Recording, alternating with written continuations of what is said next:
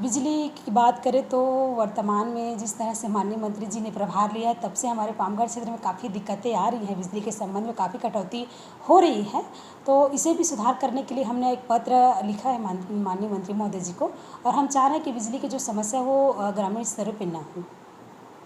बिजली तो ठीक है, बिजली जितना मिलना है वो मिल रहा है, और अभी जो है मौसम की खराबी की वजह से थोड़ा बहुत कट ऑफ होता है, वो तो होता ही रहता है। बिजली की कोई समस्या नहीं है हमारे क्षेत्र में, लेकिन हमारा ये जो क्षेत्र है लगभग 99% खेती किसानी पे हमारी आजीविका निर्भर है। निचली शिक्षा पे तो काफ़ी ठीक ठाक है अपनी स्थिति पामगढ़ विधानसभा में, लेकिन उच्च शिक्षा के लिए काफ़ी दिक्कतें होती है, खासकर गरीब तबके के लोगों को, क्योंकि उनके पास इतना पैसा नहीं होता कि वो प्राइवेट स्कूलों में जाकर पैसे खर्च करके पढ़ाई कर सके। तो इसके संबंध में मैंने माननीय मंत्री महोदय जी से और माननीय मुख्यमंत्री महोदय जी से निवेदन किया था कि अपने पामगढ़ क्षेत्र में जैसे बड़ा गाँव है सलखन और पिछड़ा वर्ग से संबंधित है, तो वहाँ पे अगर एक महाविद्यालय खुल जाता तो वहाँ पिछड़ा वर्गों के बच्चों को उच्च शिक्षा प्राप्त करने में काफ़ी सहूलियत हो जाती। उसी तरह से हमारा ये नदी के इस छोर में बसा हुआ ससहा ग्राम पंचायत है, तो वहाँ पे भी हमने महाविद्यालय खोलने की मांग की थी।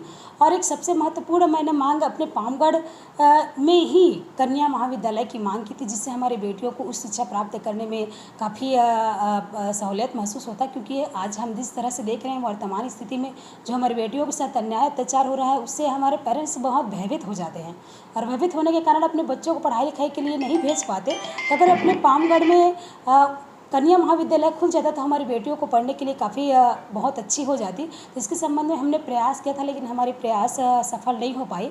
इसकी हमें मलाल है, लेकिन निचले स्तर की जो शिक्षा है से आत्मानंद विद्यालय हो, हिंदी मीडियम हो, दोनों विद्यालय हमारे पामगढ़ क्षेत्र में खुला है, जिससे हमारे शिक्षा का क्षेत्र आगे बढ़ रहा है और सुधार भी आई है। शिक्षा के स्तर को उन्होंने ऊपर उठाने का काम किया है।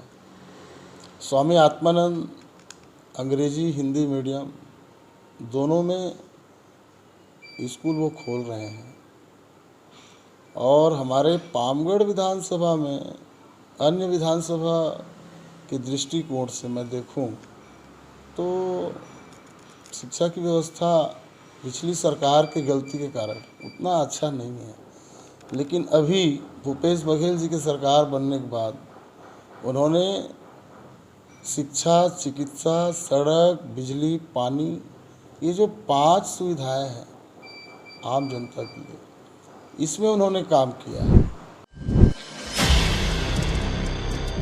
जब हम चुन कर आए तो स्वास्थ्य की स्थिति काफ़ी गंभीर थी।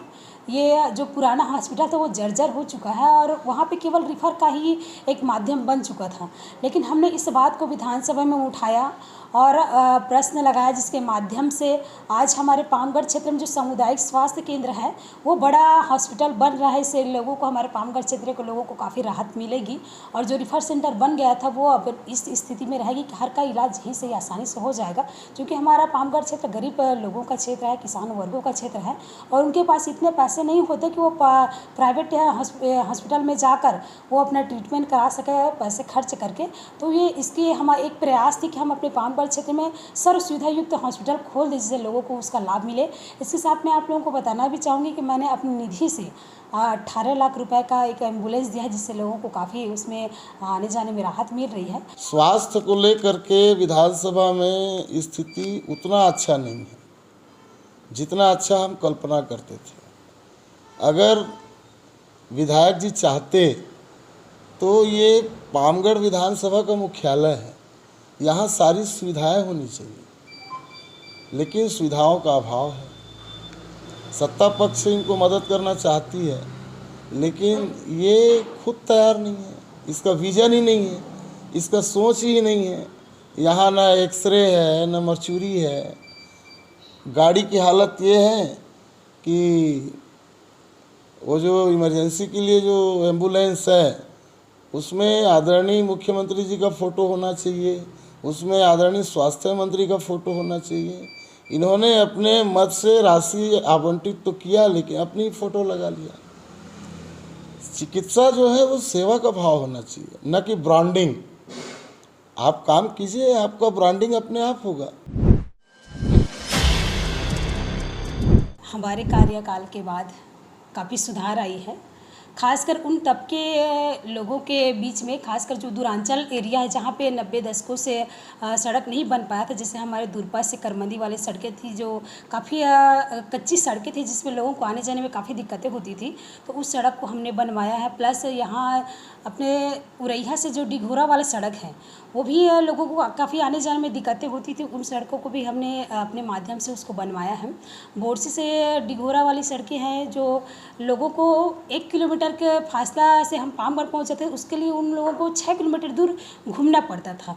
तो उसके विषय को भी हमने बहुत गंभीरता से लिया और वहाँ पे भी सड़कें बनवाई हैं।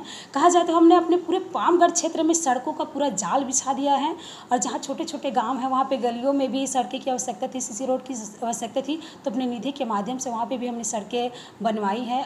सड़कों की व्यवस्था तो बढ़िया है, लेकिन स्थानीय विधायक की उदासीनता के कारण, जैसे हमारा ये जो मेन रोड है पामगढ़ से बलौदा बाज़ार पहुँच मार्ग है, जिसमें उसका गृहग्राम भी पड़ता है, डोंगा कोहरौद वाली जो सड़क है जो लगातार कई वर्षों से जर्जर है,